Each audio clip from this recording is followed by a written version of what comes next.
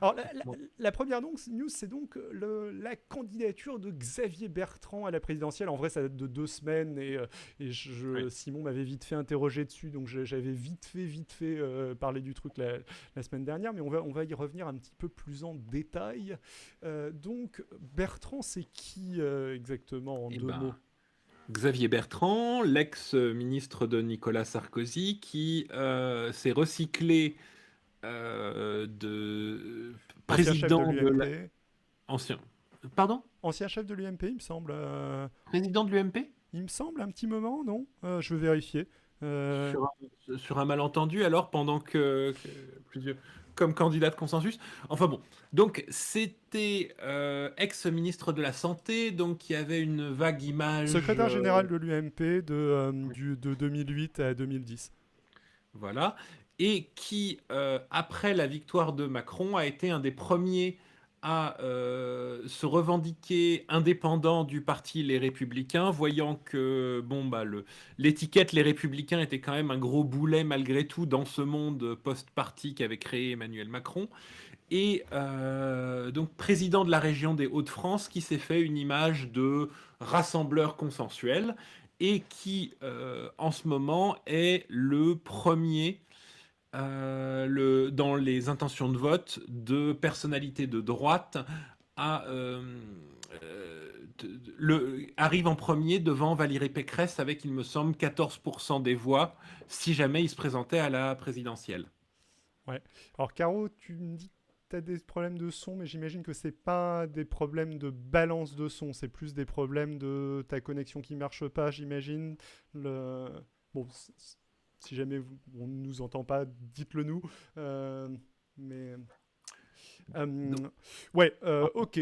Donc et donc, un candidat qui était sur une ligne de droite assez consensuelle, on va bah, dire de droite quasi. un poil social justement et qui visiblement pense avoir établi sa crédibilité sur ce qu'on appelle le centre et la gauche de la droite, et qui vient d'annoncer sa candidature à l'élection présidentielle. Alors, est-ce que c'est un big deal? Parce que bon, tout le monde savait qu'il était sur les starting blocks pour être le prochain président, on est d'accord? Mais Carrément, ouais. annoncer officiellement sa candidature, c'est un message très important pour la droite parce que ça veut dire qu'il se, il n'a aucune intention de participer à une quelconque primaire. Ça veut dire en gros deux choses. Un, allez vous faire foutre avec. Alors, mon écran est plus petit. Allez vous faire foutre avec votre primaire. Et deux, c'est moi qui étais là le premier.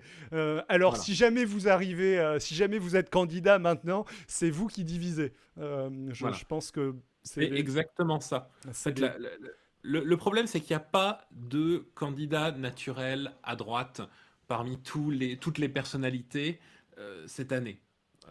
Enfin, à part Emmanuel Macron. Euh, je veux dire, dans toutes les personnalités qui ont fréquenté LR, on a de présidentiables, on a lui, on a Valérie Pécresse, qui elle aussi a fondé son parti indépendant, mais qui elle en plus collabore avec Macron. On Présidente a de la région. Bruno Retailleau on a Bruno Retailleau qui lui se veut comme successeur de François Fillon et donc de la droite institutionnelle, donc de LR, et qui voulait organiser une primaire. Et potentiellement, je ne sais pas qui on pourrait avoir d'autres. On a Nicolas Sarkozy qui pourrait vouloir encore une fois se représenter. Sachant quand même que, si je ne dis pas de bêtises, Christian Jacob se déclare peu enthousiasmé donc par tous ces gens et un peu plus enthousiasmé par justement Sarkozy. Donc Sarkozy, c'est pas Oui, encore un truc qui est complètement évidemment. impossible, Bah, ce qui semble assez hallucinant. Alors moi, le parti n'attend que lui.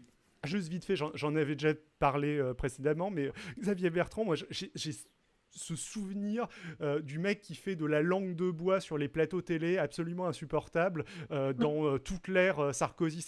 C'est pour moi l'archétype typique du politicien qui sait parler pour ne rien dire et parler 1 heure avec un discours qui est complètement vide où il va juste aligner des éléments de langage et ce genre de choses. Après, un petit peu comme tu disais, ce repositionnement me le rendait vaguement plus sympathique dans la mesure où il n'a pas participé à la surenchère récente et sécuritaire auquel ont participé, je sais pas, Copé, Wauquiez, un petit peu Sarkozy, un petit peu tout le monde. Il n'a pas participé où jusque-là. Il n'avait pas participé jusque-là. Il avait eu le bon sens, comme tu dis, de se retirer un peu après la débâcle de la droite, parce que je veux dire, c'est que quand le Titanic est en train de couler, c'est pas le moment de te mettre debout sur la queue à dire je suis le capitaine. Tu te retires, t'attends que les remous soient passés, et là tu te relances. Par contre, du coup, s'il se lance comme président, il faut qu'il annonce son programme, on est d'accord? Exactement. Et donc son programme, parle-nous un peu de son programme, David. Bah, la sécurité, la violence, ces islamo-gauchistes qui arrivent avec des couteaux entre les dents. Bon, il reste.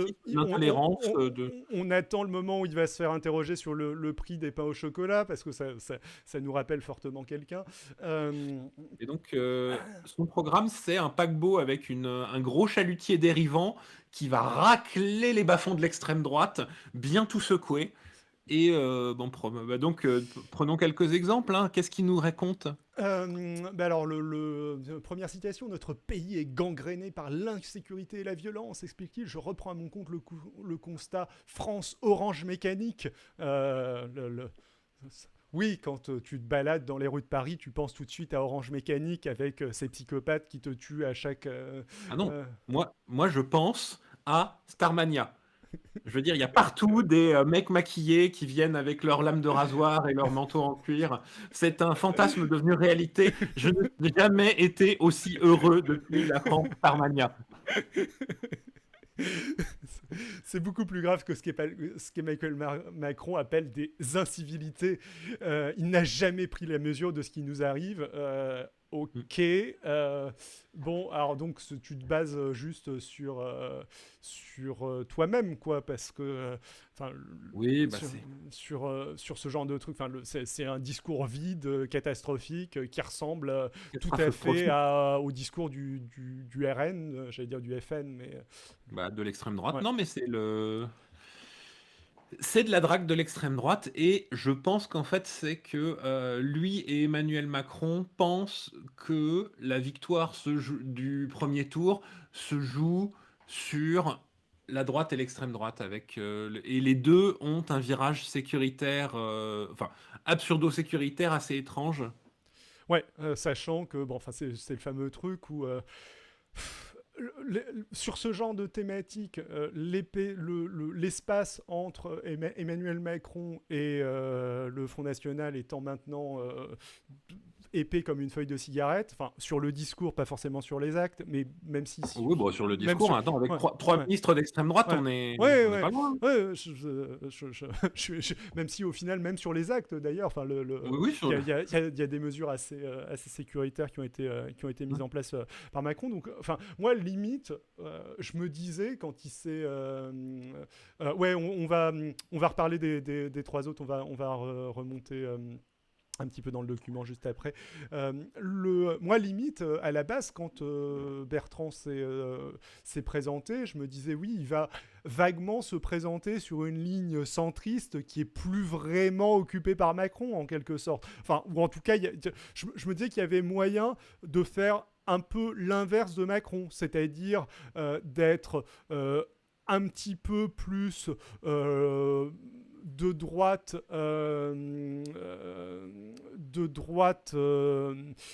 plus sociale, étatique, économie pilotée, mais grand capitaine d'industrie, etc., moins libéral start-up côté économie, et de faire un truc en mode, ok, on joue pas la surenchère sécuritaire au niveau de ce genre de sujet, vu que de toute façon, la surenchère sécuritaire, elle est occupée par tout le monde en ce moment. Mais non.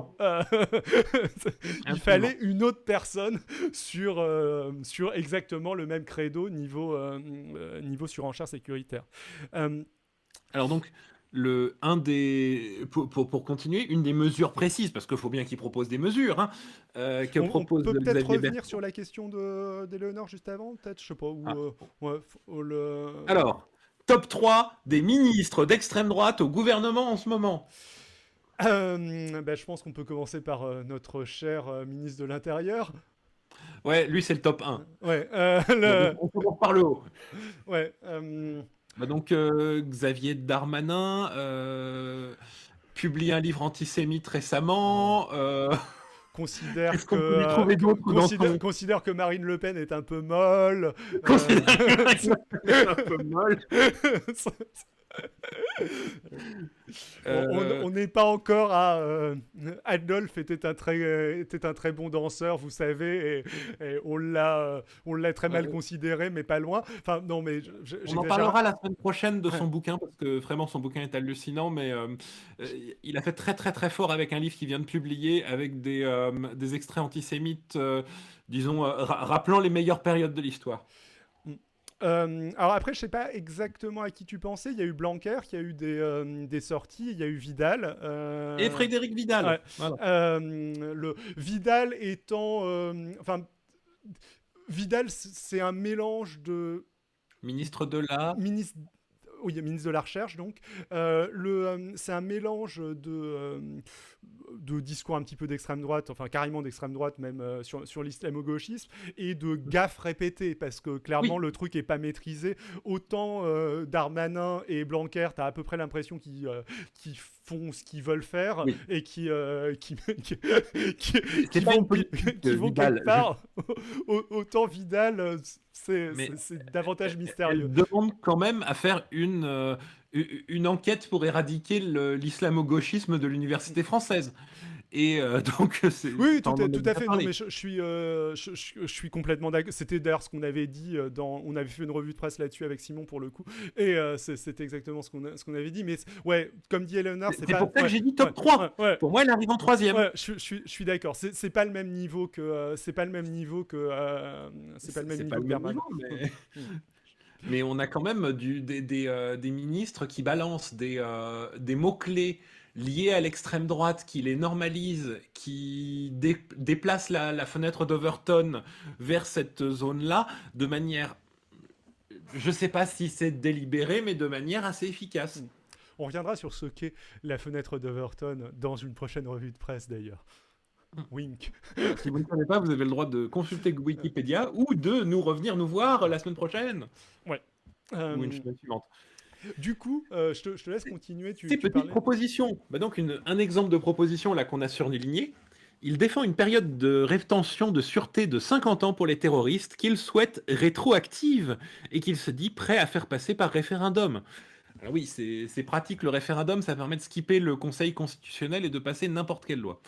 Donc, je te pose une question piège parce que j'en connais pas la réponse. Ça s'est déjà fait des lois rétroactives? Des lois rétroactives, il me semble que ça peut se faire en matière fiscale dans des conditions exceptionnelles, mais constitutionnellement, c'est pas très très. Parce que, enfin, à vue de nez, nul n'est censé ignorer la loi, mais pas l'anticiper, quoi. Bah, pour les génocides, au moins, ouais, t'as raison, c'est un bon exemple, Eleonore. Ouais, t'as raison, ouais.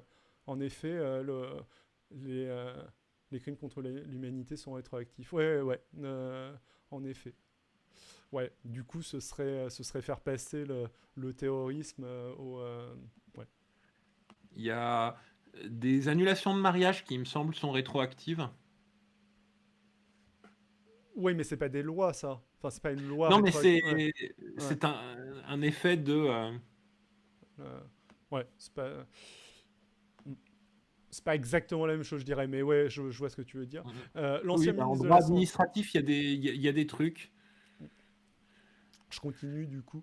L'ancien ministre de la Santé propose par ailleurs l'abaissement de la majorité pénale à 15 ans et la construction de 20 000 places de prison. Bon, 20 000 places de prison, c'est le programme classique de la droite et même de la gauche, je pense. Et l'abaissement de la majorité pénale à 15 ans, enfin c'est... Ouais. Okay. Mettons, parce que c'est bien sûr la cause de tous les crimes en France, c'est le fait que les enfants ne sont pas partis 20 ans en prison parce qu'ils ont volé des bonbons Exactement. un jour après la date limite. On sait de toute façon que mettre de jeunes dealers de shit en prison le plus tôt possible et pendant de longues périodes est la meilleure manière de les empêcher de se radicaliser, de récidiver. Enfin, Absolument. je veux dire, typiquement, quelqu'un qui aurait passé, toute la période où normalement tu fais des études qui commencerait dans la vie donc sans ça serait très bien parti pour avoir une vie tout à fait normale et ne pas être réduit à de manière très drôle, quasiment l'intégralité des chefs de mafia russes sont des enfants ayant grandi en prison. C'est vrai? Je savais pas du tout. Quasiment l'intégralité ont passé quasiment à partir de 13 ans et quelques pour de la délinquance mineure, sont allés dans divers systèmes de prison et maintenant sont des hommes d'affaires respectés, propriétaires de multiples entreprises de raquettes et de... Il me semble que Prigogine aussi, dont nous parlerons un peu plus tard, est allé en prison, jeune. Alors je ne sais pas ce que tu avais d'autre à dire sur son programme. Je ne sais pas du tout pourquoi j'ai surligné ça. Du coup, sur le programme, c'est moins important. Par contre, les critiques des adversaires sont plus intéressants. Parce que du coup, que font tous les autres qui espéraient eux aussi se présenter, qui attendaient en se demandant est-ce le bon moment ou est-ce pas le bon moment de me lancer, et qui du coup espéraient une primaire. Donc, un peu plus bas. Exactement, comme dit Eleonore, ça fait plaisir qu'il y ait toujours de l'avenir pour les jeunes en prison. Oui, surtout en Russie. Alors, globalement, il y a pas mal de ces critiques qui ont ironisé en mode, ce qui n'est pas tout à fait faux, que c'était la énième fois qu'il annonçait qu'il était candidat. Enfin, c'est pas tout à fait vrai non plus, mais on le sentait venir gros comme une maison. Et il y a eu un moment donné dans sa carrière politique où Xavier Bertrand a annoncé que oui, il se retirait, qu'il n'était pas candidat à l'élection de 2017 et qu'il préférait se concentrer sur sa région. Il y a aussi pas mal de gens qui l'attaquent sur le fait que là, il y a normalement des élections régionales l'année prochaine et que cette année même, et que donc il est candidat aux élections régionales, il se retire de la politique si jamais il les rate, mais par contre, il est candidat derrière à l'élection présidentielle et donc a priori son plan c'est de ne pas exercer, enfin bon, c'est toujours un petit peu bizarre, ce qui est classique, hein, il n'est pas le seul il est obligé de ménager les Chevrechkou. Il était forcé de se lancer vu que il était à peu près sûr de ne pas avoir le soutien de toute la droite derrière lui, donc pour cramer les autres, il fallait qu'il se lance avant les autres. Le problème, c'est que les élections régionales ayant été déplacées, il n'a pas tellement d'espace à part maintenant pour se lancer. Et du coup, il laisse quand même la place à la critique de il est candidat au régional et au présidentiel en même temps, ça fait bizarre. J'aime bien la petite phrase d'Hortefeux qui dit « Le candidat naturel, c'est comme la croissance, ça ne s'autoproclame pas ». Elle est pas mal. Hortefeux, grand ami de Nicolas Sarkozy, porteur de valise émérite. Et il y a donc toutes ces spéculations en mode, a priori, la stratégie de Bertrand, ce serait être candidat très tôt, monter dans les sondages et écraser les autres de par sa supériorité en termes de sondage. Bon, pour le moment, entre lui et Pécresse, ils sont à 2 points. Ils sont à 2 points, exactement. S'il veut être candidat, il faut qu'il s'éloigne d'elle dans les sondages. Exactement, et c'est pas du tout dit pour le moment. Et puis en plus, tous ces gens se battent pour un espace électoral qui existe peut-être même plus, quoi. Enfin, c'est pour le moment le gagnant de cette non primaire, parce que pour le moment, il y aura a priori un gagnant de la primaire LR. Plus Xavier Bertrand qui vont se présenter. Si effectivement il se passe ça, a priori cet espace politique n'a juste absolument aucune chance d'être au second tour de la présidentielle. Même si vraisemblablement ils se débrouilleront pour qu'il n'y en ait qu'un seul, j'imagine. Mais bon. C'est une grande interrogation de est-ce qu'il y aura une primaire ou pas. Xavier Jacob, qui tient le parti LR, n'a pas du tout envie qu'il y ait une primaire cette année, donc pour 2022. Bruno Retailleau et Pécresse ont très envie qu'il y ait une primaire. Donc Xavier Bertrand ne s'étant pas s'étant prononcé contre, les spéculations vont bon train. Je ne sais pas du tout ce qui va se passer. Alors, sachant qu'en plus, accessoirement, il y a aussi un certain nombre de militants LR, en tout cas au minimum. Je pense que c'est essentiellement des militants sur Twitter, mais je ne sais pas s'il y a des high figures qui disent ça, qui veulent que la primaire LR soit justement une primaire LR limitée aux militants LR et aux membres du parti LR, ce qui exclut à la fois Pécresse et Bertrand. Donc on pourrait dans ce cas-là avoir 3 candidats. Bon, après on est tôt au niveau de l'élection, ça va pas se passer comme ça. Et si ça se trouve, il y en aura un qui sera au second tour. Hein. C'est pas complètement impossible non plus, mais. Pécresse, c'est vraiment un positionnement étrange. Je veux dire, elle aussi, elle est partie, elle a créé son parti. Et pas seulement créé son parti, elle a créé un parti Macron compatible. Elle a des députés qui votent avec Macron. Et néanmoins, elle veut faire partie d'une primaire contre lui. On est dans une belle situation d'absurdité politique française comme la France aime beaucoup. Retailleau, moi, je sais pas ce que tu en penses, mais je trouve ça chelou aussi parce que, Retailleau, en vrai, les gens le connaissent. Moi je le connais parce que c'était le bras droit de Fillon et le mec qui se retrouvait avec les millions de la dernière primaire de la droite sur son micro-parti suite à il a récupéré tout le pognon de la droite.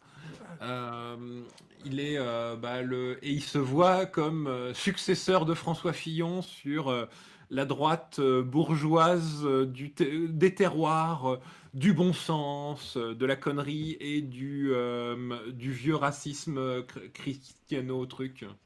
Parce que, même François Fillon a été quand même un moment le Premier ministre de Nicolas Sarkozy, mais je dirais que c'est même pas tant que ça un homme politique de premier plan, François Fillon. Si c'est un homme politique de premier plan, mais il n'est pas autant de premier plan qu'un Nicolas Sarkozy, qu'un Alain Juppé ou que. Non, Retailleau, il est clairement pas de premier plan. Je parle de Fillon. Pour moi, Fillon est un peu moins de premier plan que des Juppé, des Sarkozy, qu'on voit vraiment sans arrêt dans les médias, etc. Ok, il a été Premier ministre, donc ça lui a donné une ampleur médiatique, etc. Mais avant ça, c'était pas quelqu'un qu'on voyait sans arrêt, etc. Et comme l'enquête l'a démontré, il avait rien foutu de sa vie avant ça, donc. Son assistante avait jamais eu besoin de remplir un seul agenda pour lui, donc.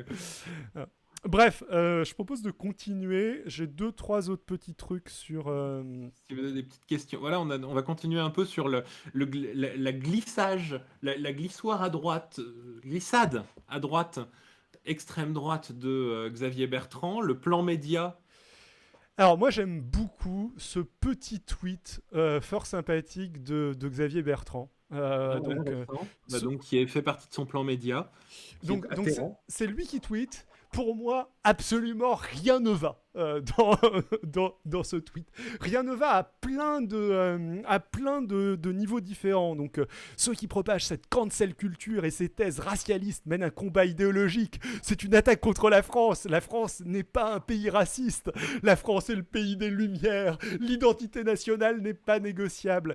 Alors, bon, le premier truc qui me choque, c'est même en essayant de me mettre à la place de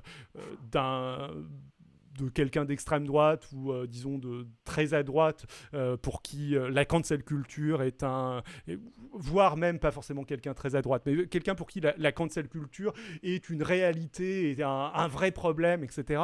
Je ne comprends pas quel sens a cette phrase de ceux qui propagent la cancel culture et ses thèses racialistes. Les thèses racialistes de la cancel culture, qu'est-ce que ça veut dire racialiste? Si je comprends ce que ça veut dire, c'est des théories de la race au niveau biologique ou en tout cas au niveau scientifique. Qu'est-ce que ça a à voir avec la cancel culture qui serait le fait d'ostraciser certaines personnes à cause de leur prise de position? Enfin, mais rien. What the fuck, tu dénonces un truc d'un côté et de l'autre côté, tu dénonces un phénomène et de ce phénomène, il aurait des thèses universitaires, quoi. Enfin, Mais il dénonce rien du tout, il se positionne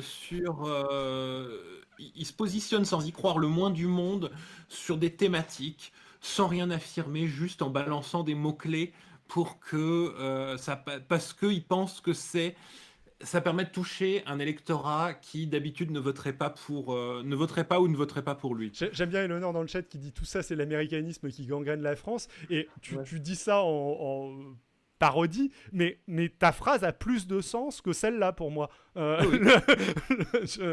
Et je pense que même pour l'électeur d'extrême droite moyen, ou l'électeur pas forcément d'extrême droite, mais disons de droite très réac moyen, que cherche à cibler, à mon avis, Bertrand avec ce tweet, je pense que ça n'a pas trop de sens non plus, parce que lui, c'est les études...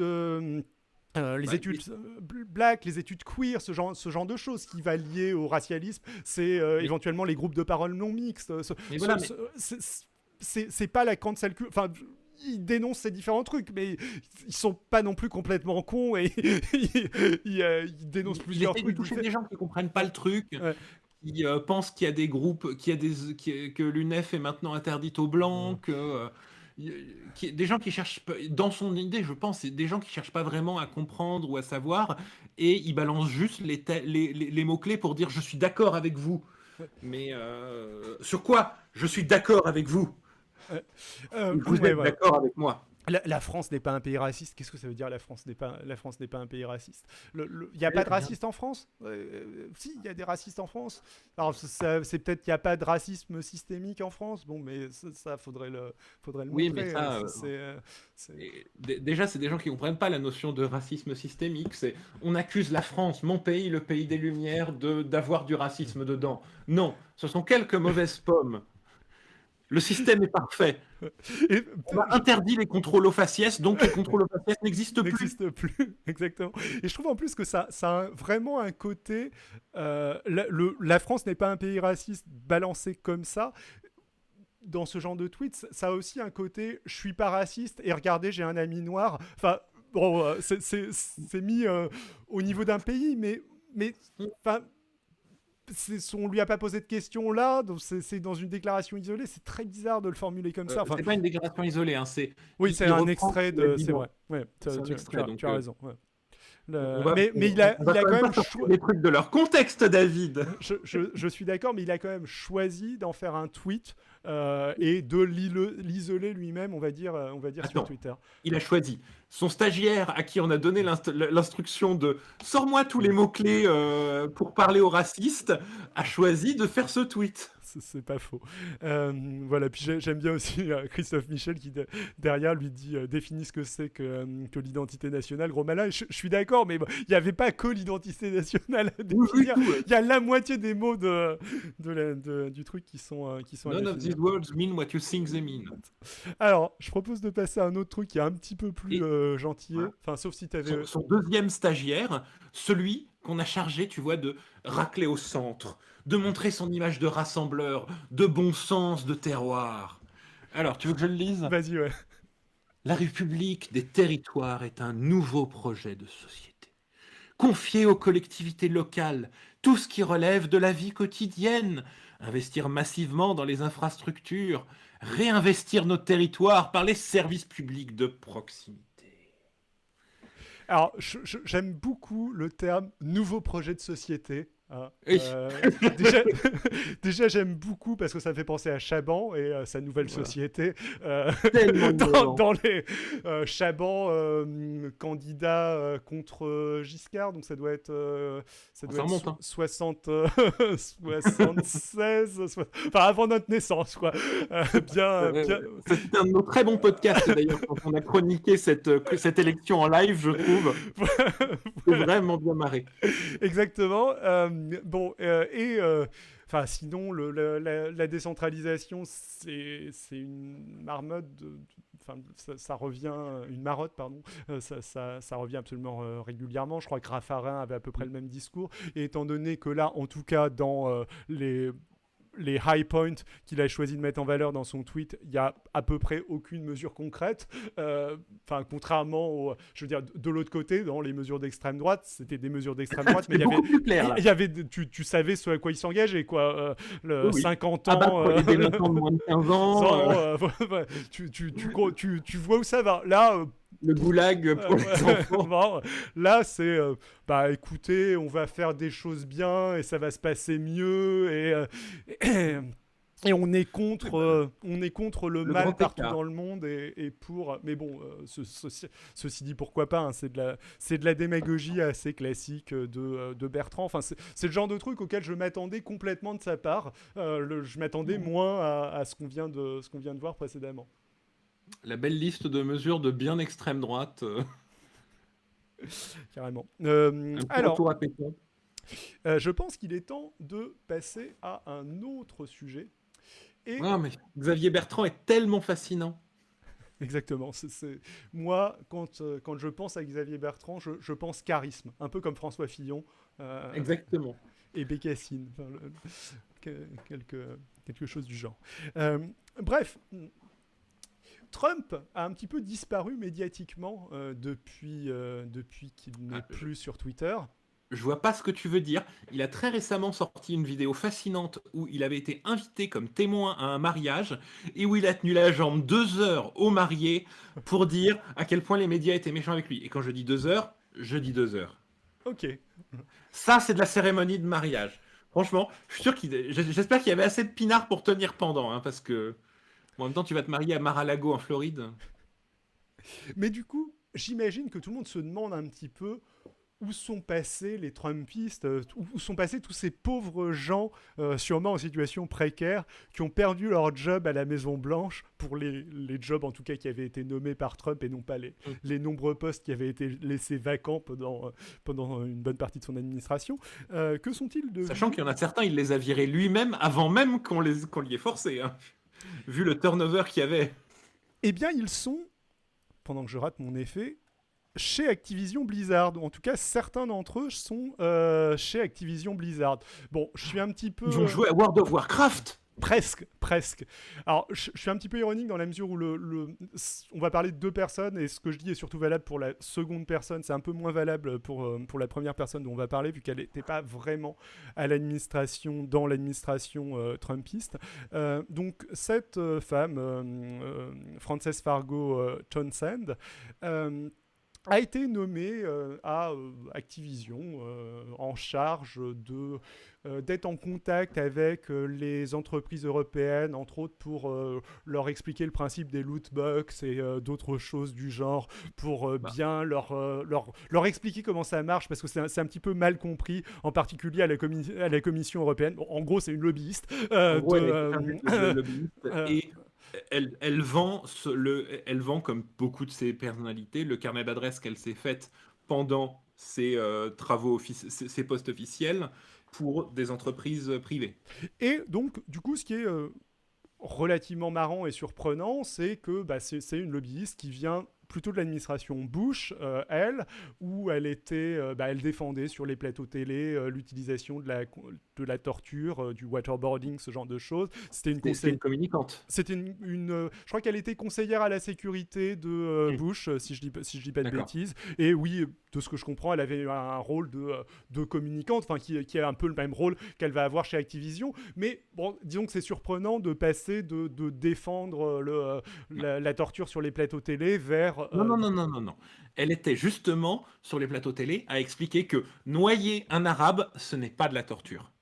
Oui, elle expliquait que c'était très efficace et que ça permettait d'avoir des informations tout à fait importantes. Par exemple, si jamais on voulait savoir que le prisonnier avait été envoyé par les extraterrestres, on n'avait aucun problème à savoir que le prisonnier avait été envoyé par les extraterrestres. Ça, c'est pour en revenir un peu à la Russie, c'est la meilleure méthode pour obtenir les aveux.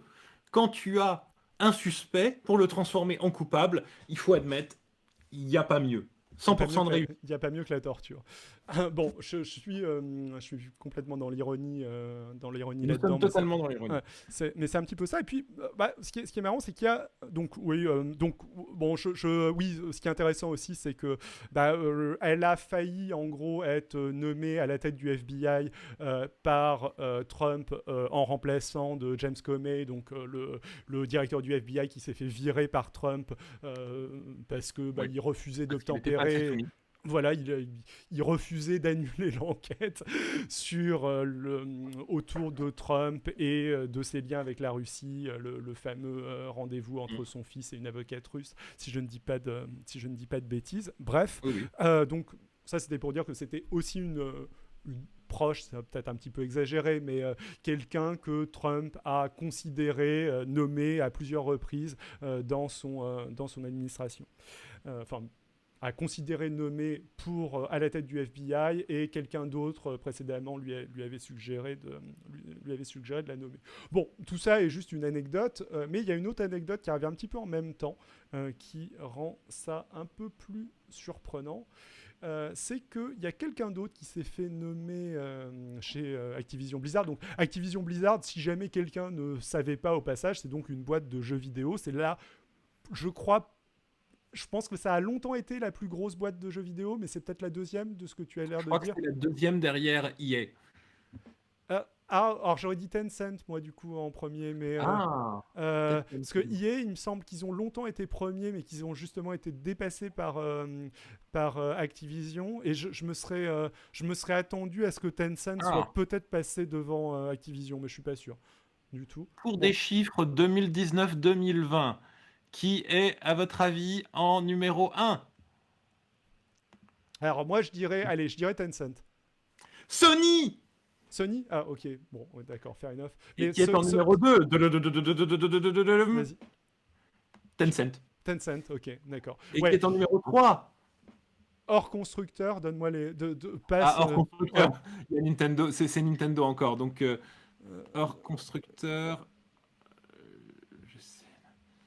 Hors constructeur, ouais, ensuite c'est Activision Blizzard et EA ensuite, okay. D'accord. Donc... Ouais, donc c'est Tencent, donc purement éditeur, c'est Tencent, Activision Blizzard et EA en numéro 3, ce qui fait relativement sens. Bon, bref, c'est une très très grosse boîte de jeux vidéo qui se tire la bourre au niveau des éditeurs pour la première place et qui, j'avais en effet complètement zappé Sony, Nintendo et les constructeurs.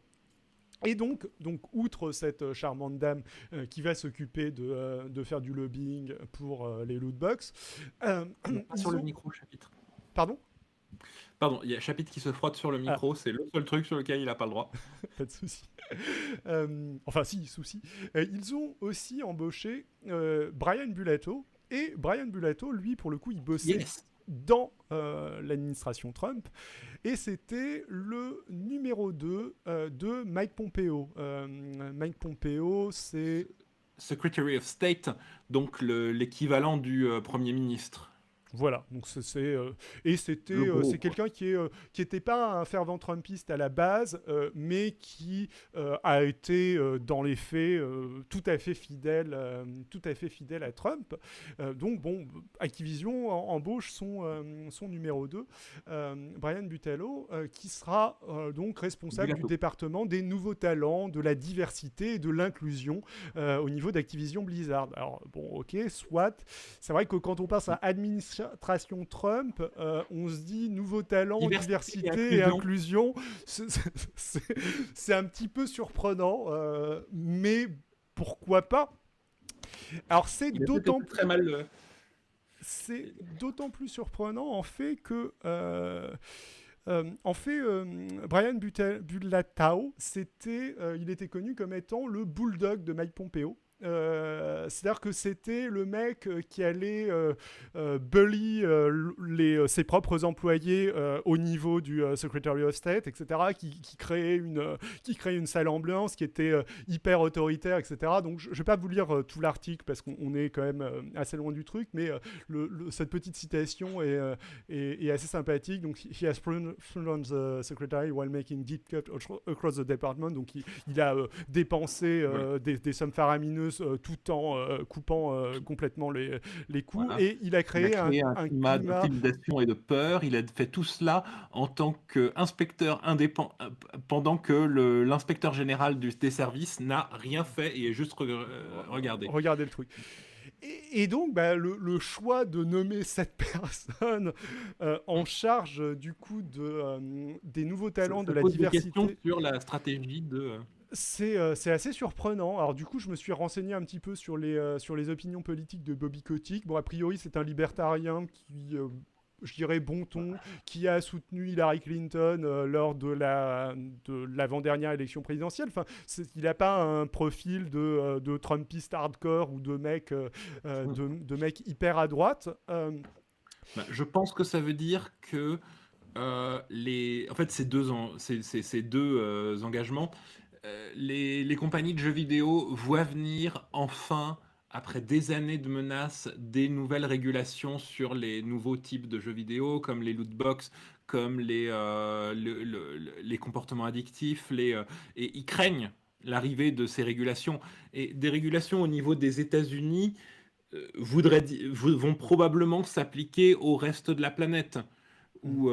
Donc, c'est le moment où tu commences à engager des gros noms avec des gros carnets d'adresses pour pouvoir communiquer en avance tes revendications. Et alors, du coup, ça se fait qu'aux États-Unis. Ça, c'est que les grosses boîtes américaines Ah qui non. embauchent. On ferait pas ça en France, Ah, j'imagine. le pantouflage, penses-tu? Le pantouflage, ça n'arrive jamais en Donc France. le pantouflage, c'est le fait de passer de l'administration publique à une boîte privée Un poste confortable, bien payé dans le privé. où tu vas vendre ton carnet d'adresses que tu t'es créé dans l'administration publique assez souvent. Mais pas que ton carnet d'adresses, hein. Des fois, c'est aussi tes talents, les saloperies que tu as laissées, les dossiers que tu as gardés sur certaines personnes. Comme par exemple, est-ce qu'il y aurait quelqu'un qui aurait fait ça récemment en France? Je sais pas. Enfin, qu'est-ce qu'il y a comme grosse boîte genre, je sais pas, il y a LVMH dirigé par Peut-être, Bernard oui, Arnault. LVMH. Il ferait pas ça, Bernard Arnault. Bernard Arnault, non, non, non, non, Non. jamais. Je vois pas qui. Il serait pas du genre à embaucher l'ancien super flic de Sarkozy. Oui, Bernard qui est Sorcini, encore par préfet exemple. en plus. Non, je veux dire, un mec qui est encore préfet de la République, qui se ferait engager pour faire de l'intelligence économique chez une des plus grosses fortunes de France. Alors, j'ai pas l'article, malheureusement, donc il va falloir que tu expliques. Du coup, Alors, donc, je suis en train de faire des blagues parce que Bernard Squarcini, ancien premier flic de France, super flic de Sarkozy, l'homme qui a fait beaucoup de choses pour Nicolas Sarkozy, extrêmement douteuses. dont Donc, on a brièvement parlé, mais qui était pas mal impliqué quand même dans notre série de vidéos sur l'affaire libyenne, Sarkozy-Kadhafi, etc. Enfin, il apparaît là-dedans, et dans tout un tas de sales coups de la République sous Sarkozy, en gros. Exactement. Et donc, c'est la première chose qu'a fait Hollande en arrivant au pouvoir, ça a été de le virer. Je me souviens encore, il y a eu les porte-drapeaux de Sarkozy qui sont venus dans les journaux télé à l'époque, et les matinales, pour dire oui, c'est un renvoi idéologique, on renvoie une des personnes les plus compétentes de France simplement parce que c'est un ami de Sarkozy. Alors non. Donc, ce pauvre homme s'est retrouvé sans emploi. Enfin, il est toujours haut fonctionnaire, donc il continue de toucher de l'argent sur le côté. Il a fait comme tout le monde. Il a ouvert, comme tous les anciens flics en France, il a ouvert un cabinet d'intelligence économique.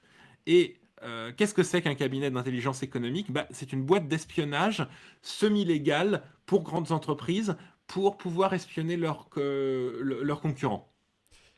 Et on a découvert récemment, enfin il y a un article du Canard enchaîné cette semaine qui explique en gros que Squarcini a touché, si je dis pas de bêtises, 2 200 000. 2 200 000, j'allais dire 1 200 000, mais je me gourais du coup. 2,2 millions d'euros de Bernard Arnault pour enquêter sur le film Merci Patron, réalisé par... Ouais. Pas pour enquêter, pour infiltrer le tournage de Merci Patron et pour ramener en avance des copies du film, histoire que le service média de LVMH puisse préparer une réponse. Voilà, bon, c'est particulier. Enfin, ça semble énorme. En fait, 2,2 millions pour récupérer une copie du film Mais en avant-première. Bon, ils ont infiltré globalement. Ils ont infiltré un mec pendant plusieurs mois. Ils ont infiltré 2 personnes pendant plusieurs mois. Au niveau d'une entreprise d'intelligence économique, non, c'est crédible comme prix de contrat. Je veux dire, je suis à peu près certain que Squarcini a vendu le package Gold, Ultra Plus, Premium, Platinum, et qu'ensuite, après, il a fait le strict minimum. Mais tout ça, c'est une histoire quand même assez compliquée qui implique beaucoup de gens rigolos, genre Jean-Charles Brizard, le fameux expert du terrorisme autoproclamé français. Et ça mériterait presque une vidéo à part entière. C'est assez marrant aussi de voir, enfin, la brève du canard et donne tout qui a touché quoi. Et donc, Squarcini a récupéré 2,2 millions d'euros qu'il a rétrocédé à différents sous-fifres, en quelque sorte. Mais la personne qui effectivement a été infiltrée Fakir et récupéré, filmé en scred le film alors qu'il était en train d'être filmé, elle n'a récupéré que entre 3 000 et 4 000 euros. Non. L'envoyé officiel, il a chopé 120 000 euros, mais visiblement, il a fait beaucoup de missions d'infiltration pour la boîte de Squarcini. Par contre, ils avaient aussi trouvé une volontaire pour l'accompagner. Elle a touché des nefles. 3-4 000 euros. Ouais. Voilà, bon, bref. Et elle pensait qu'elle travaillait pour défendre les intérêts de la France. Visiblement. Ah bah, les intérêts de Bernard Arnault ne seraient-ce pas les intérêts de la France, quelque part? Bah, il y a des gens qui défendent ça. Numéro 1 du CAC 40, quand même. Si je dis pas de bêtises, LVMH. J'espère ne pas dire de bêtises. Je suis pas sûr à 100%. Mais... Pas sûr à 100%. C'est pas L'Oréal? Peut-être bien, ouais. On vérifiera. N'hésitez pas dans le chat à faire une petite recherche Google 440 et voir. Il y a de bonnes chances que il y a de bonnes chances que je me gourre en fait parce que bon, on a bien parlé de. On a bien parlé d'Activision Blizzard, donc je ne sais pas trop si quelqu'un a des questions sur le pantouflage, sur Blizzard, sur les jeux vidéo ou sur quoi que ce soit d'autre, mais sinon on va doucement passer à notre prochain sujet, vu qu'on est plus vraiment une revue de presse, on est quasiment un journal à ce niveau, je dirais. Donc notre prochain sujet nous emmène en Russie. J'espère en tout cas. Ouais. Alors, un article du Point très intéressant sur un des rares membres du groupe Wagner, le groupe Wagner dont on a parlé récemment, surtout grâce à une série d'articles du Monde, qui avait le projet d'écrire son autobiographie, mais on va voir que il s'est passé des imprévus et que son autobiographie ne sortira jamais. Donc, le groupe Wagner, c'est quoi? Le groupe Wagner, c'est une de ces sociétés de consultants militaires qui existent, qui ont beaucoup de succès dans le monde en ce moment. Alors, consultant militaire, c'est quoi? Je veux dire, ça fait très longtemps qu'il y a des mecs dans les pays développés, ils rêvent de finir seigneur de guerre en Afrique, de massacrer des civils au Moyen-Orient, et ils s'achètent une calache, et pour à peu près 2 SMIC, ils peuvent réaliser ce rêve.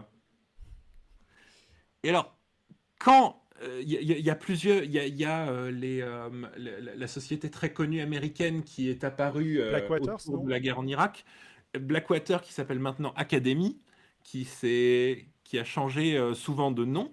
Ça, c'est la version chic.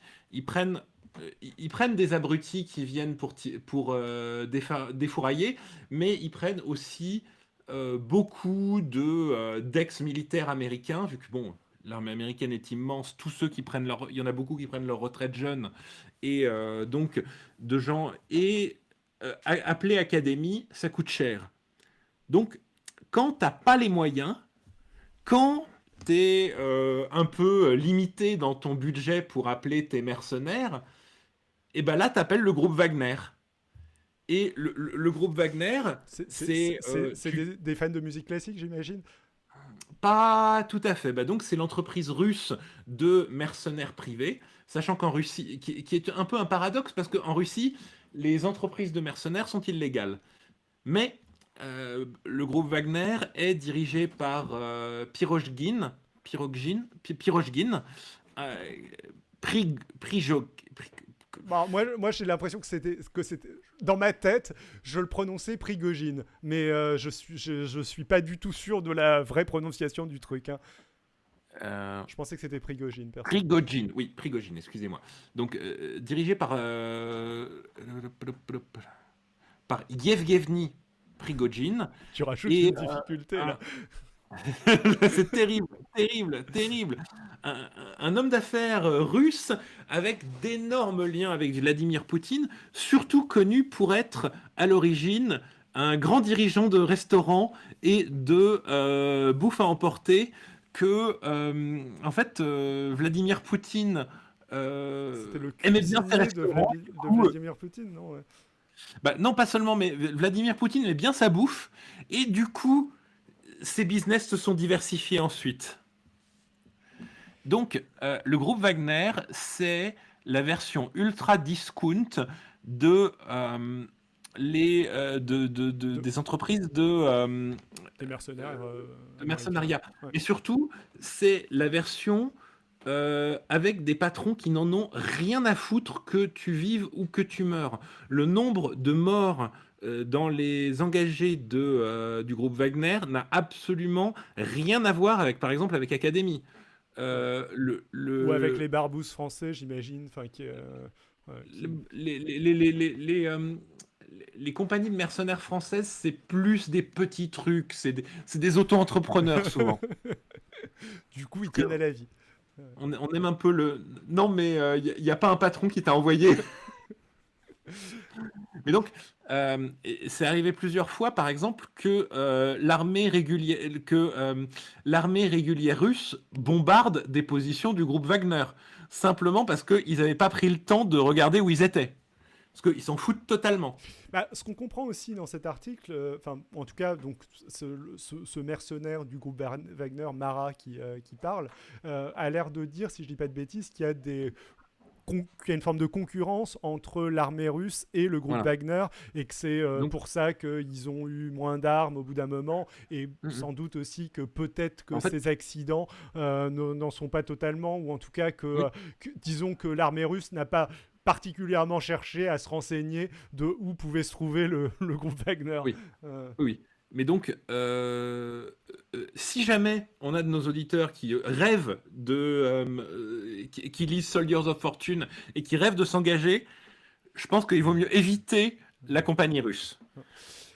Du coup, on lit peut-être ces deux passages. Ouais, notre soldat. Marat prend part à la bataille de Palmyre et devient rapidement le chef d'une unité de reconnaissance. Il est grièvement blessé en mars 2016. Certes, il remercie Prigogine d'avoir pris en charge les soins, mais son amertume est réelle. Il enrage surtout contre un homme, Dimitri Outkin, ancien des renseignements militaires, GRU, patron opérationnel de la compagnie de mercenaires à laquelle il a d'ailleurs donné son surnom de Wagner. Il l'accuse d'avoir sali l'image du groupe. Comment ? En couvrant les agissements de 4 membres filmés en 2017 en train de torturer à mort un déserteur syrien, puis de le décapiter et d'y mettre feu. Le charme. C'est lui qui leur a demandé de faire ça pour intimider les autres soldats syriens. Il a aussi ordonné de réaliser la vidéo, explique Marat. Tout le monde pense maintenant que les gens de Wagner sont des démons sanguinaires, poursuit-il. Il faut traduire en justice ces 4 sadiques. Selon Marat, Prigochkin lui-même aurait reconnu des excès sur le terrain. Ouais. Bon, ça fait penser aux dérives de Blackwater, etc., mais encore plus hardcore, en effet. Et là, en ordonné par la hiérarchie. Ouais. Blackwater, c'était Oui, Academy, c'était des mercenaires qui se prenaient en photo devant des cadavres ou Ouais, non, soldats, enfin des soldats ennemis humiliés, ce alors genre de choses, si je dis pas de bêtises. le, Euh, le- le gros scandale de Academy, c'est des tarés mal entraînés qui ont paniqué, qui ont ouvert le feu sur une foule et qui ont tué oui, énormément aussi, d'enfants, ouais, c'est vrai, ouais. Exactement. Oui, bah, principalement. c'est hardcore. Hein. Ouais, je lis la prochaine, du coup. Autre déconvenu du personnel, la baisse de niveau de professionnalisme de Wagner. Aujourd'hui, la moitié des recrues n'ont jamais ouvert le feu. Et leur formation est insuffisante. Quant aux combattants expérimentés, ils n'ont plus qu'une idée en tête, survivre. On le comprend. Ils ne pensent plus à la victoire, affirme Mara. Outkin avait une troupe de gladiateurs, il dirige maintenant une armée d'esclaves. La conséquence se traduirait par un nombre croissant de victimes, en cause également le manque d'armement lié aux négligences du commandement qui rechigne à réclamer de l'argent. Marat se souvient d'un épisode en 2019 où on lui demande d'envoyer des combattants syriens en Libye, il obéit. Peu de temps après, il reçoit un appel de ses collègues là-bas. Est-ce qu'on peut s'en servir comme kamikaze questionne le collègue. Marat tombe des nues. Comment une personne normale peut-elle demander une chose pareille. Donc, le, Oui. deux membres du groupe Wagner qui parlent entre eux, l'un qui envoie des soldats syriens à l'autre, et l'autre qui lui répond ok, j'ai bien reçu tes soldats, je les envoie se faire tuer, hein. C'est bien ça. Enfin, ce qui est Le nombre de morts dans le groupe Wagner est extrêmement impressionnant. Enfin, ouais. c'est, Ouais. c'est, c'est- Mais c'est- là, c'est même pas, enfin c'est pas des gens de leur groupe, c'est juste c'est- que qui. c'est des Non, mercenaires. Mais le groupe Wagner n'engage pas que des Russes. Le groupe Wagner est une entreprise de mercenaires. Mais leurs mercenaires sont utilisés ah, comme des mouchoirs de d'accord. poche. Ah. Ok, oui, non, je pensais que c'était des soldats de l'armée régulière qui l'envoyaient ou un Non, truc non. du genre, mais tu dois avoir raison en fait. D'envoyer des combattants syriens en Libye. En gros, ils ont engagé des Syriens pour aller se battre en Ah. Libye. Ouais, non, t'as raison. Enfin, bon, ça change pas grand-chose à l'horreur du truc, en fait que ce soit leur propre Oui. troupe ou... Enfin, quelque part, c'est même pire le fait que ce soit leur propre troupe. Mais C'est-à-dire qu'ils ont même pas de... ils n'ont pas Enfin, tellement de notion de leur propre troupe. enfin, bon, Voilà. c'est assez hallucinant. Donc, outre son livre, bon, après, on est malgré tout sur un témoignage d'un type isolé. Bah, Peut-être, peut-être y a-t-il des exagérations. En vrai, c'est très le... intéressant ouais. néanmoins parce que c'est un témoignage de. C'est un des très rares témoignages. On a un site russe qui a publié quelques témoignages, mais ce gars-là qui imaginait pouvoir écrire un livre et du coup, comme on va pouvoir le lire là-dedans, s'est rétracté à la dernière minute. Mais donc, ce qu'il a dit est quand même assez convaincant. Sachant que on a aussi donc il y a une enquête du Monde Bah, dessus. l'enquête du Monde, Ouais. elle n'est pas sur ce sujet-là. L'enquête du Monde, en fait, c'est sur le fait que l'armée russe s'est servie du groupe Wagner pour envoyer des forces là où ils n'étaient pas censés être. En C'est parce que particulier ce en ne sont pas Afrique. ce sont pas des soldats, ce sont des mercenaires, donc ils n'ont pas les mêmes règles d'engagement et ils peuvent crever, on s'en branle. Ils ont été très présents en fait, il semblerait qu'ils aient fait le gros du travail lors de la conquête de la Crimée. Mhm. Si vous vous souvenez de cette affaire-là qui a amené tant Euh, de ouais. sanctions Mhm. contre la Russie, en gros, c'était bien pratique. Comme c'est Au censé être Donbass aussi, me semble-t-il, si je dis pas au de bêtises. Donbass en Ukraine, ils étaient partout en Ukraine. C'est un territoire souverain, mais oh bah des mercenaires se sont retrouvés là-bas. Et donc, il se sert. Poutine tolère cette société illégale chez lui parce que, un, ça rapporte de la thune, et deux, ça lui permet d'envoyer des forces là où il n'est pas censé en avoir. Oui, ça lui permet de dire qu'il n'a envoyé absolument personne Exactement. en Ukraine ou au Donbass.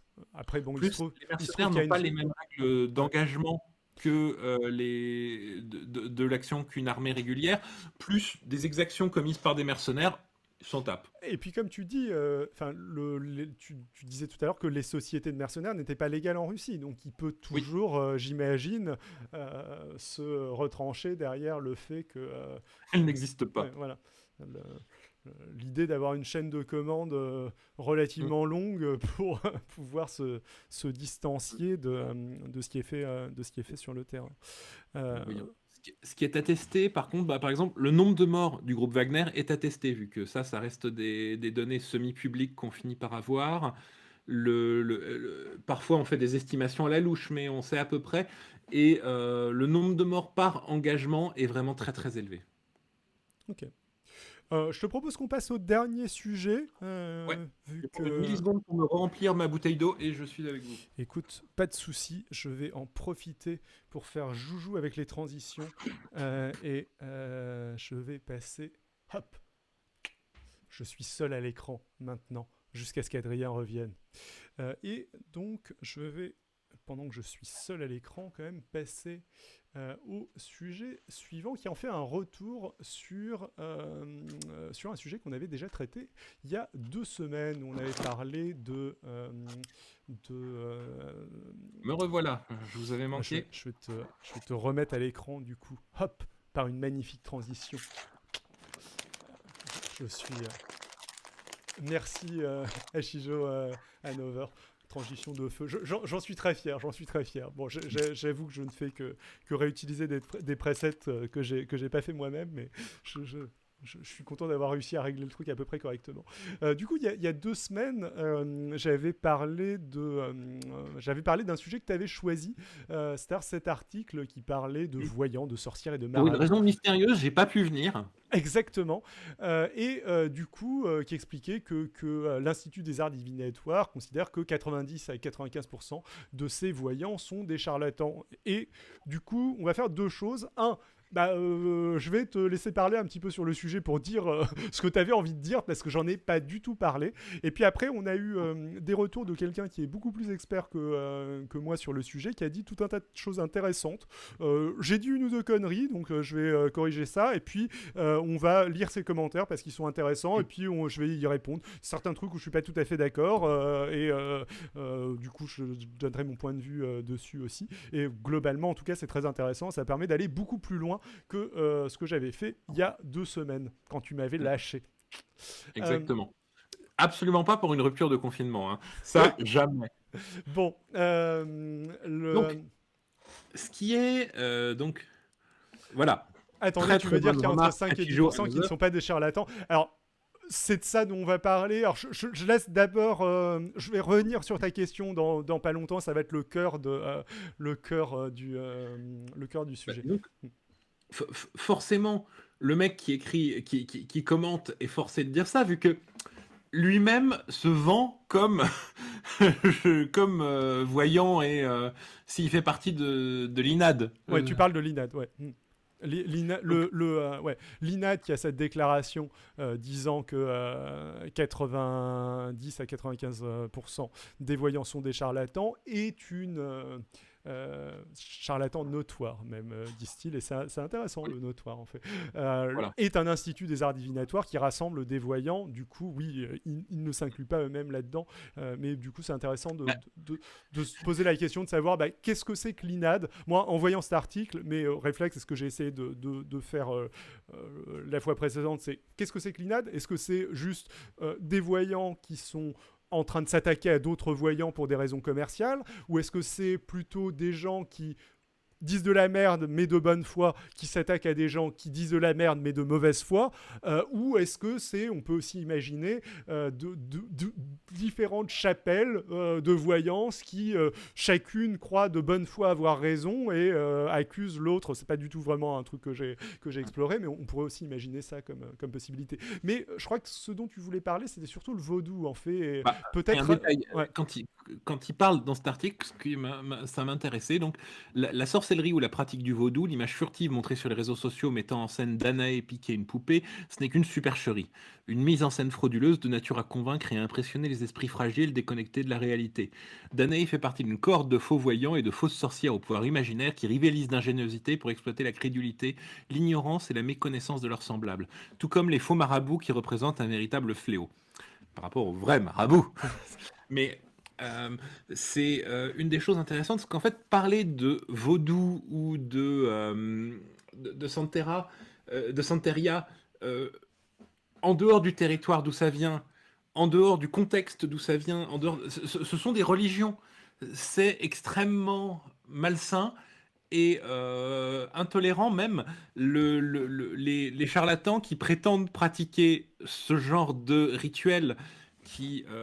sans juger de ce que ça apporte, enfin que En mettant de côté la vérité du truc, le fait que ce soit pseudo-scientifique ou pas, ouais. La religion a un territoire, une histoire, un lien entre des personnes, et prétendre que ça peut être utilisé pour mettre des malédictions sur les autres, c'est du cliché intolérant.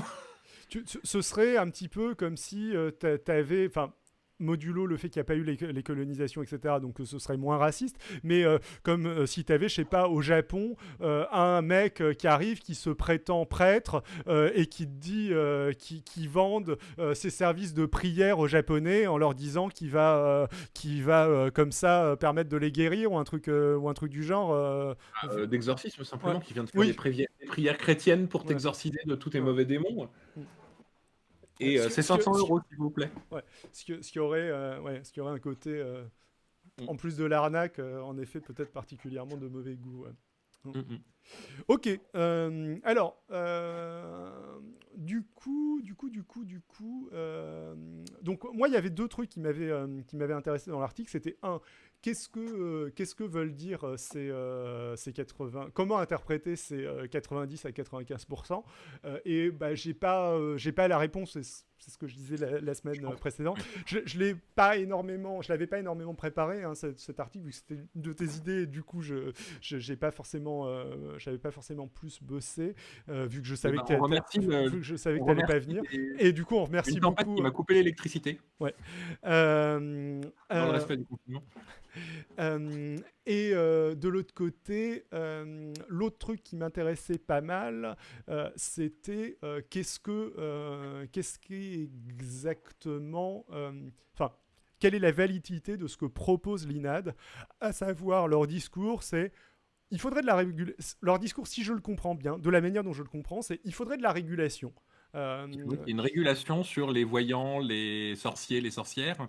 On a contacté l'État. L'État, malgré nos démarches répétées et réitérées depuis des années, ne bouge pas d'un iota. Hors de telles pratiques, contraintes d'un esprit par un autre, sont considérées comme une atteinte à l'intégrité morale et physique de la personne et constituent un viol de l'esprit. Donc, ma deuxième question, c'était est-ce que ce qu'il propose est pertinent ou pas? Et donc, bah, on va voir ça un petit peu à travers des réponses très intéressantes que nous a envoyé Serge Boite-Borel, AstroSept, qui fait justement de la vulgarisation sur ce sujet.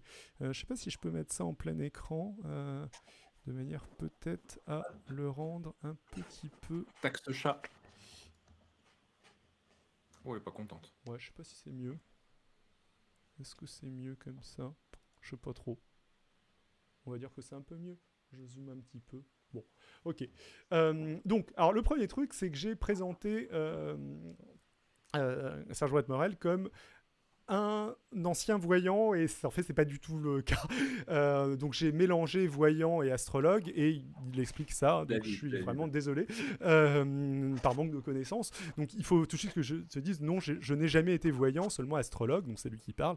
Pour aller vite, si tu veux, le voyant revendique un don extraordinaire et même surnaturel, quand l'astrologue ne revendique que la compétence de manier des outils astrologiques auxquels il s'est initié. Pratiquer l'astrologie, c'est un savoir-faire technique. Il y a des illuminés, mais c'est pas la norme, et il dit qu'il en parle dans une vidéo dans un podcast de Méta de Choc que je pense que j'avais écouté justement, qui est assez cool. J'ai écouté, mais j'ai oublié au moment où j'ai reparlé de ça, et en effet je l'ai qualifié d'ancien voyant, ce qui n'est pas du tout le cas, et une fois qu'on a la distinction, on comprend que ce n'est pas du tout pertinent. Une autre distinction que j'ai faite, et en fait, je pense que j'ai mélangé pas mal de concepts. C'est-à-dire que j'ai distingué charlataniste au sens arnaque de personnes de bonne foi, et j'ai aussi parlé de personnes qui se basent sur un corpus idéologique et personnes qui ne se basent pas sur ce corpus.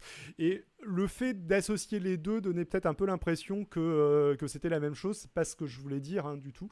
Par ailleurs, je sais pas exactement ce sur quoi revient Serge Boite-Borel, mais un autre truc que j'ai fait, c'est que je pense que j'ai un peu trop laissé penser qu'il y avait une espèce de précepte théorique unifié de l'astrologie. Et je pense que c'est pas du tout le cas, en fait. Je me suis réécouté et voilà, bon, c'est pas vraiment quelque chose sur lequel il revient particulièrement, mais pareil, je doute qu'il y ait un livre unique. Partagé par tous les astrologues, consensuel, où tous diraient oui, là-dedans il y a le savoir, un savoir intéressant. Bon. Donc, à propos de ce que l'on pourrait appeler l'astrologie savante et l'astrologie populaire, c'est une démarcation que je n'aime pas, car elle laisse entendre qu'il existe une astrologie de qualité qui pourrait dire quelque chose sur le réel, contrairement à l'autre à qui on va attribuer tous les problèmes. Non, non et non, pour reprendre ton exemple à la 18e minute sur Twitch, même s'il y a bien sûr des charlatans dans tous les domaines, donc dans l'astrologie ou la voyance, cela ne sauve en rien l'astrologie savante. Si mes guillemets interrogent, c'est parce qu'il n'existe pas d'astrologue savant à mon sens, si dans savant on inclut le fait de tenir compte des résultats des expérimentations et des critiques du système ou de la pratique en général. Autrement dit, il faut laisser tomber l'astrologie pour pouvoir éventuellement être considéré comme un astrologue savant. Pour moi, il y a surtout quelques astrologues cultivés, mais le sociologue Adorno renvoie plutôt à des semi-érudits, c'est-à-dire des gens qui ont lu beaucoup mais qui ne maîtrisent pas la pensée critique. Je pense qu'on est d'accord, l'astrologie ne se base pas sur la méthode scientifique, disons, donc ça revient à ça. Donc l'astrologie savante n'est pas savante au sens scientifique du terme, mais c'est très utile de le repréciser, mais bien évidemment, je Entièrement pas d'accord. du tout laisser penser le contraire. Justement, à la 19e minute, tu évoques les horoscopes, que je prends pour exemple pour montrer que ça peut marcher tout en étant faux. Mais attention, pas pour défendre une astrologie savante, hein. C'est aussi pour dire que cette pratique-là n'est pas représentative de la consultation et que c'est une autre raison de les mettre à la poubelle. Tout à fait. Je pense que... Alors, j'espère ne pas à nouveau miscoter Serge Brett-Morel, mais je pense que l'un des éléments de ce qu'il disait sur les horoscopes, c'est que d'un point de vue sceptique, d'un point de vue rationaliste, critiquer l'astrologie par les horoscopes, c'est un mauvais argument dans la mesure où les astrologues eux-mêmes critiquent les horoscopes, en fait. Et c'est ça que j'ai voulu retranscrire lors du précédent podcast. J'espère ne rien déformer cette fois-ci. Vu que je l'avais cité là-dessus, mais mal cité. Voilà, donc c'était ça que je voulais dire à ce niveau-là. À propos de l'INAD maintenant, c'est un organisme visant à protéger les gens des escroqueries de la divination en général, astrologie comprise. Il me semble que la personne qui gère cette entité est quelqu'un qui a cru, mais je ne sais pas où il en est aujourd'hui. Dans tous les cas, pour moi, la sincérité et l'intégrité... Je vais passer là-dessus parce que Serge Brett-Morel va y revenir dans un prochain commentaire et ça va être plus intéressant. À propos des chartes ou codes de déontologie, il y en a plusieurs dans le monde de la divination. Les deux problèmes principaux, à mon sens, sont d'abord que chacun a la sienne, mais surtout que personne ne peut vérifier si elles sont appliquées. En effet, aucun organisme officiel n'a les moyens d'envoyer des sortes de testeurs pour vérifier ce qui se passe dans l'intimité des consultations. C'est pourquoi ce sont seulement les plaintes qui peuvent être gérées, d'où probablement la forme du site de l'INAD qui peut que dénoncer des abus. Et encore, vas-y, ouais. Bah, le problème, c'est que si on fait une charte, est-ce qu'elle doit dire n'utilisez que des moyens que vous savez vrais pour deviner le futur, ou elle serait, si on avait une charte officielle reconnue par l'État, ce serait une reconnaissance de ce serait limite une reconnaissance que la divination par l'astrologie peut fonctionner, par exemple. Ouais, alors, mais justement, je trouve que la charte de l'INAD, elle est intéressante à ce niveau-là, dans la mesure où ce qu'ils disent, c'est que le praticien des arts divinatoires n'est tenu qu'à une obligation de moyens, utilisation de ses connaissances, de son savoir, de son don. Dans le domaine des arts divinatoires, cette obligation de moyens interdit au praticien de faire état de certitude, de garantir la réalisation certaine d'événements ou la justesse de ses prédictions. Dans le domaine des pratiques occultes, cette obligation de moyens interdit au praticien de promettre ou de garantir un résultat. Le consultant a droit au remboursement des sommes éventuellement versées à défaut de réalisation du résultat garanti ou promis. Ce passage de la charte, je le trouve assez intéressant. Je l'avais cité la fois d'avant, mais je pense que j'étais pas du tout resté suffisamment longtemps dessus. Et je trouve que, alors, je pense qu'il y a deux manières de l'interpréter.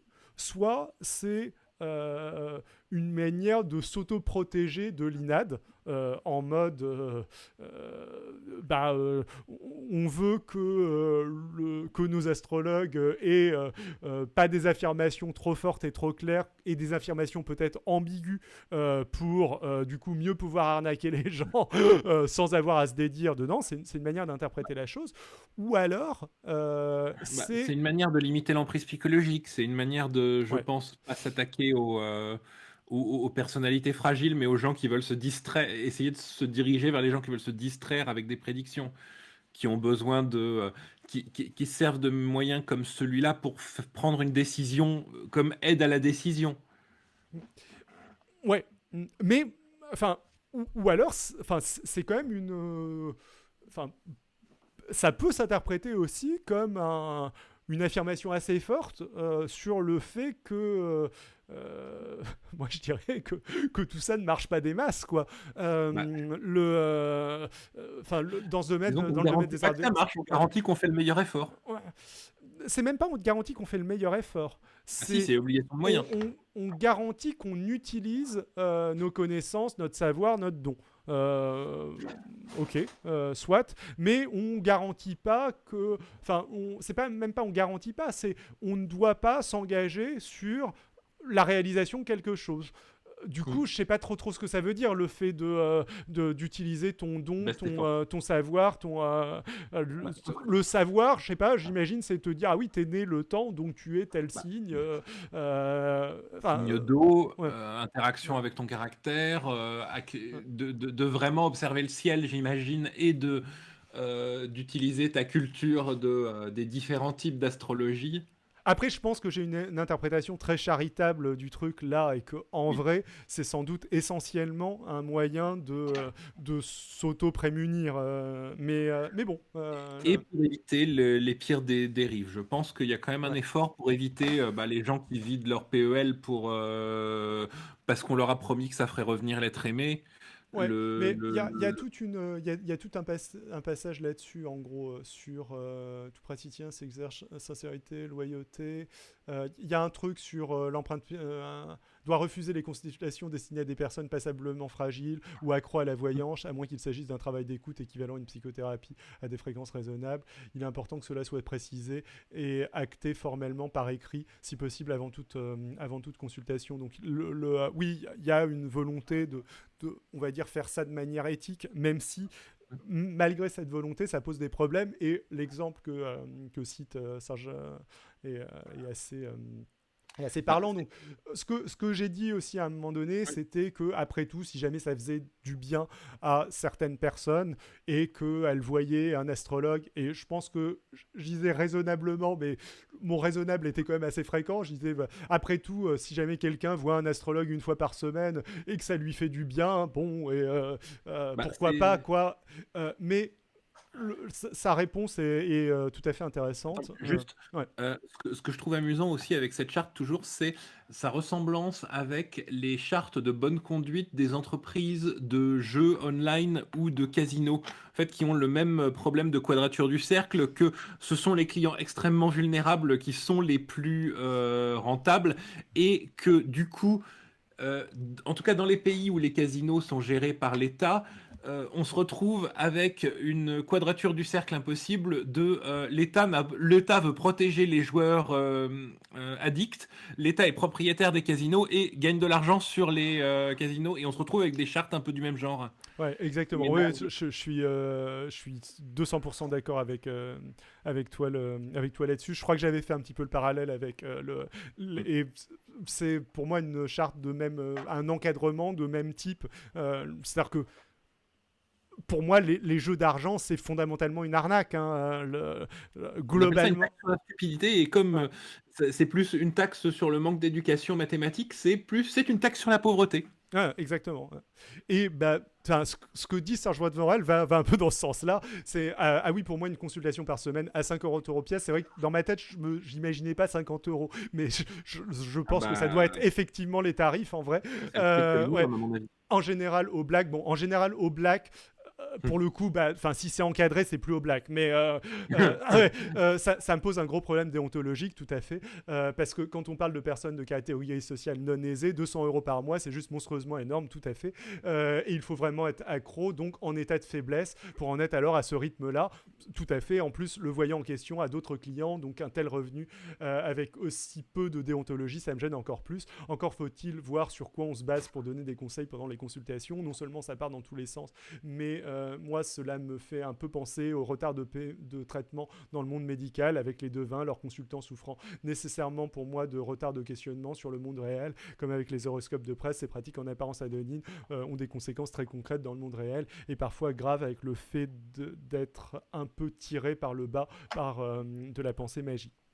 Rien que cette semaine, je discutais par exemple avec quelqu'un de pas particulièrement aisé, mais convaincu qu'on lui avait jeté un sort ou quelque chose comme ça. Eh bien, elle s'est débarrassée d'une bague de 400 € en l'achetant dans le Rhône plutôt que la vente d'occasion. Pourquoi ? Parce qu'elle voulait plus pas que quelqu'un d'autre soit touché par ce mauvais sort.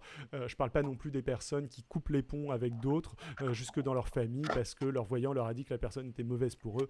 Imagine aussi ce qui peut se passer quand, en tant que sceptique, tu fais douter une personne et qu'elle va parler à un voyant convaincu que les esprits sont partout et autres banalités de ce genre. Il va probablement considérer que tu n'as rien compris à la vie, pour que tu es une mauvaise personne, et donc lui conseiller de s'éloigner de toi avec l'autorité qui est la sienne. C'est grave. Ouais. Alors, je pense qu'il y a malgré tout certains points que la charte résout, mais le coût toute la partie des coûts des consultations, etc. est tout à fait... Oui, le gros problème de la charte, c'est qu'elle ne peut être que volontaire, et bon. Alors, néanmoins, tu peux ce que eux veulent, c'est une législation.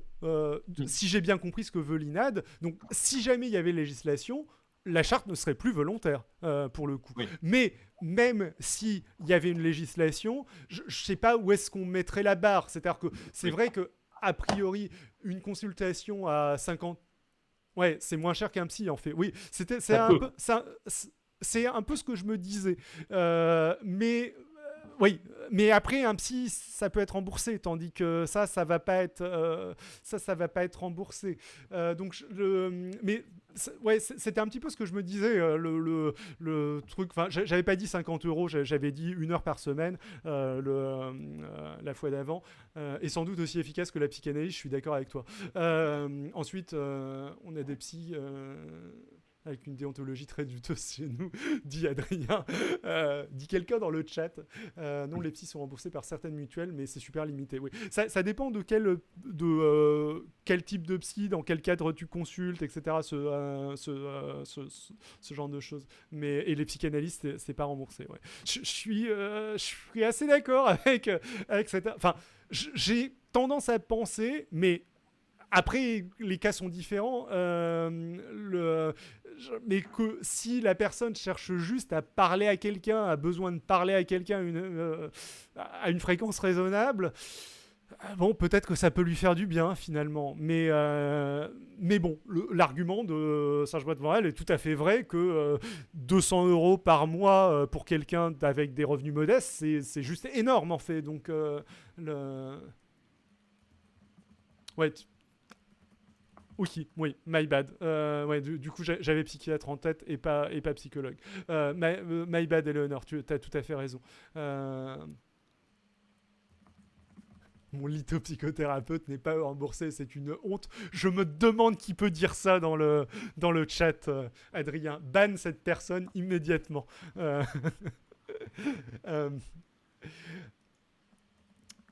Bon, je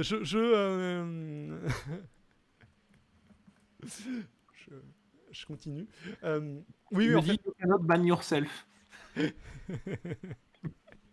viens d'essayer. Oui, enfin, François Mitterrand consultait l'astrologue Elisabeth Tessier, donc ça, pareil, on en parlait avec Simon lors de la revue de presse en question.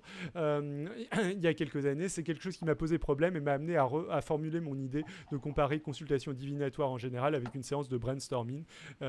Techniquement, le but d'une consultation n'est pas de connaître la vérité, même si on en a l'impression, mais de trouver des nouveaux points de vue qui pourront permettre d'espérer pouvoir débloquer des situations. Concrètement, c'est un peu une force de l'astrologie que d'être totalement déconnecté du réel, donc fausse, ce qui lui permet d'envisager tout et son contraire sans être limité par la logique ou le réel. La divination, c'est le monde de la sérendipité au quotidien. Mince, je vais me la garder, cette phrase. Du coup...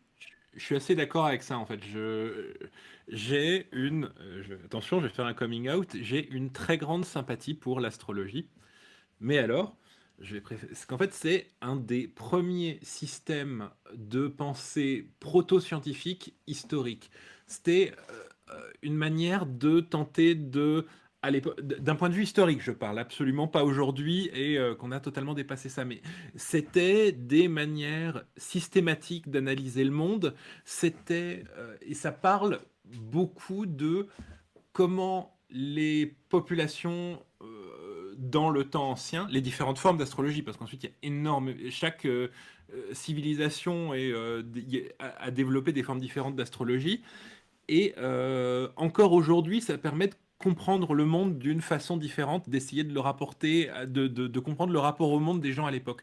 Et je trouve ça intéressant qu'on puisse encore aujourd'hui essayer de l'appliquer pour réfléchir différemment à ce qu'on peut faire. Alors c'est du bullshit, ça ne donne pas d'informations utiles, mais ça permet de réfléchir différemment. Donc comme il dit, ça peut être utile dans un processus de brainstorming et de pensée latérale, et tout en sachant que c'est du bullshit au sens ne pas essayer de prédire la vérité ou l'avenir avec. Du coup, donc toujours autre. Donc là, en fait, il y a eu 2 commentaires. On a un petit peu interagi, 2 longs commentaires où Serge répondait à pas mal de choses. Son deuxième commentaire porte spécifiquement sur l'INAD, la charte de déontologie, le fait de transformer ça en une loi, ce genre de choses, vu que je l'ai interrogé là-dessus. A priori, pour ce qui est du respect d'une charte, comme je l'ai expliqué, je vois pas comment s'assurer qu'elle est respectée. En quoi je sais pas quelle valeur lui accorder. C'était déjà le cas quand j'étais à la Fédération des astrologues francophones, dont il fallait signer la charte pour pouvoir adhérer. Éventuellement, je me dis aujourd'hui qu'il pourrait être intéressant dans celle-ci d'indiquer que le professionnel s'engage à en signaler l'existence et à la communauté, aux futurs clients, dès sa prise de rendez-vous, à lui de s'arranger techniquement pour cela, mais aussi à l'afficher dans la salle d'attente et dans son cabinet. Donc ça va un peu plus loin que ce que propose l'INAD à ce niveau-là. Ça permettrait à la fois à la personne d'en avoir connaissance, de prendre connaissance aussi de certaines questions qu'il ne s'est jamais posées, et d'être capable de prendre en flag le devin qui se retrouve en contradiction avec la charte. Ouais, ce serait... Enfin, ça me semble très pertinent tout ça. Dans ce cas-là, il est assez aisé d'aller sur place vérifier, ou simplement par téléphone vérifier que le professionnel se plie à son engagement, en effet. Ensuite, sur la page de l'INAD, toujours, il est indiqué que le but est d'instaurer une relation de confiance avec les professionnels dignes de confiance et dont les compétences sont reconnues. Comment on évalue ça ? Je pose la question dans le sens où jamais aucune expérimentation scientifique avec des sceptiques n'a marché. Or, réussir à prouver ses compétences, est-ce que ça ne revient pas à réussir à un protocole sceptique ? Je suis tout à fait d'accord avec ça. Faudrait envoyer des inspecteurs qui prennent des séances et vérifient que la charte soit respectée. Ça coûterait cher et doterait indirectement en voyant de l'argent public, dit Ashiro Hanover sur le chat. C'est vrai, ceci dit, c'est pas impossible de faire ça, et quelque part, c'est, me semble-t-il, la manière dont est vérifier d'autres professions, quoi. Donc, moi, ça me gênerait pas qu'il y ait des inspecteurs chargés de vérifier qu'il n'y ait pas d'arnaque. Surtout qu'on peut penser que si jamais tu légifères davantage, tu auras sans doute un institut chargé de vérifier ce genre de choses. Les gens qui auront des plaintes pourront se plaindre à l'institut en question, donc les inspections pourront être davantage ciblées, etc. Enfin, on peut imaginer tout un tas de choses pour réguler ce genre de choses, et c'est fait dans d'autres professions, donc c'est pas... La grande question, c'est comment on chope les mecs qui vident le PEL d'une pauvre mamie, arrache la retraite d'une vieille mamie en lui promettant de la libérer d'une malédiction, quoi. C'est... Ouais. Comme... Et je sais pas si, quand l'INAD parle de digne de confiance, je sais pas si et de compétences reconnues, je sais pas de quelles compétences il parle en fait, parce que enfin ça peut, enfin, si jamais il parle de compétences, d'écoute, ou je ne sais trop quoi, mais bon, je suis peut-être exagérément charitable dans mon interprétation, de mon interprétation de leur truc. Mais bon, c'est vrai qu'en tout cas, ils vont pas passer. Si jamais on part du principe qu'on autorise les astrologues à partir du moment où ils arrivent à prédire effectivement l'avenir. Bon, on va en autoriser quelques-uns, comme dit Eleanor, parce qu'on est sur des cas individuels, pas sur des stats. Enfin, il y aura forcément sur le millier d'astrologues, il y en aura forcément, enfin sur les milliers d'astrologues, il y en aura forcément quelques-uns qui, au hasard, vont passer le test, enfin à moins enfin ça dépend ce qu'on prend comme test en fait. On peut prendre quelque chose de très très compliqué à passer, mais on peut imaginer que par hasard il y en a quelques-uns qui passent le test, mais il y aura vraisemblablement pas grand monde, à moins qu'on découvre un monde complètement différent. Non, ouais. Si on fait ça, on va leur demander de pouvoir définir un thème astral à partir de... En fait, on va leur demander que des trucs objectifs, vu que malgré tout, il y a des règles objectives d'observation des étoiles. On va juste pas leur demander d'en tirer quelques conséquences que ce soit liées au monde. Ouais, je sais pas. Parce que, enfin, honnêtement, ce que tu décris, c'est pas le truc que je considérerais intéressant de faire. Enfin, c'est-à-dire, si jamais on a un truc qui englobe des astrologues, des gens qui lisent l'avenir dans le mar de café, des gens qui... Enfin, des trucs j'imagine pas avoir un corpus de connaissances communes que tous ces gens doivent partager. Ça me semble compliqué. J'imagine plus des tests sur, je sais pas, leur capacité d'écoute, sur le fait de... Par exemple, savoir que si jamais la personne a un cancer, c'est dans leur charte de déontologie de le réorienter vers un médecin qui va pouvoir le conseiller. Savoir reconnaître quelqu'un qui est en dépression et agir en conséquence. Moi, c'est ça que j'imaginerais comme corpus de connaissances obligatoire pour la profession, avec une formation qui dure peut-être quelques mois. Il n'y a pas besoin d'un truc d'un truc hyper long. Mais bon, je me fais des films là-dessus. Je taquine, mais pas tant que ça, a priori. En fait. Ensuite, il faut voir ce que... Ouais. Je ne sais pas si c'est à l'ordre du jour. Ouais. Oui, non, je surinterprète. Enfin, c'est pas ce que... Là, je vais plus loin que ce que propose l'INAD. Hein. L'INAD, de ce que je comprends, ils disent juste, il faut légiférer et voici notre charte. J'ai pas... S'ils disent d'autres choses, je l'ai pas lu, j'ai pas été suffisamment loin et je sais pas... Je taquine un peu, mais pas tant que ça. A priori, je vois pas comment réussir à s'assurer des compétences divinatoires de quelqu'un, sinon être capable d'être bienveillant et bon psychologue au sens populaire du terme. Qui est globalement ce que j'étais, enfin ce que je disais allait dans le même sens, peut-être sûrement influencé d'ailleurs par ce commentaire. Ensuite, quand bien même le ministère du Travail imposerait une charte à la profession, cela devrait revenir à réquisitionner le terme en quelque sorte, de la même manière qu'on ne peut pas se revendiquer du titre de psychologue et psychothérapeute, je crois, sans certains diplômes. Or, pas de souci, puisque tous ceux qui ne peuvent pas ou ne souhaitent pas respecter cela peuvent se présenter comme thérapeute tout court ou psychopraticien, etc., comme c'est expliqué ici. C'est un souci, ouais. Mais on pourrait imaginer une régulation qui aille jusqu'à justement réguler ce genre de choses. Mais c'est vrai que ça va beaucoup plus loin. Mais ouais, c'est un autre gros problème. Finalement, quel serait vraiment l'intérêt de réglementer la profession de vin ? Psychothérapeute, c'est possible sans diplôme, dit Eleanor, de même que psychanalyste. Ouais, ok. Finalement, quel serait vraiment l'intérêt de réglementer la profession de devin s'il suffit d'inventer une appellation pour passer outre ? Enfin, réglementer une profession sans prouver que la divination existe bel et bien au-delà des bonnes intentions et des pratiques biaisées que l'on connaît, n'est-ce pas aussi le risque de légitimer les plus malins des escrocs ? Sans doute, c'était ce dont parlait Simon. Je suis d'accord avec ça. Il y a un trade-off entre, en effet, le fait de légitimer.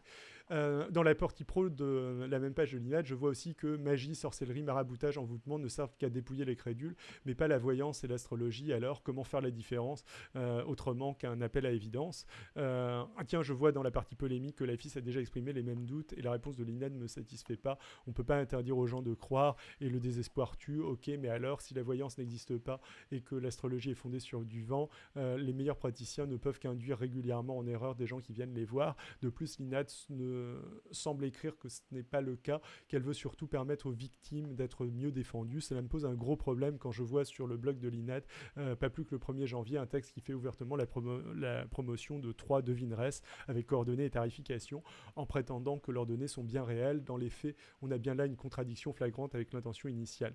Alors, je ne sais pas si c'est une contradiction flagrante avec l'intention initiale, hein, parce que, Sage Boîte-Morale va y revenir après, et c'était un truc dont j'avais parlé la fois d'avant.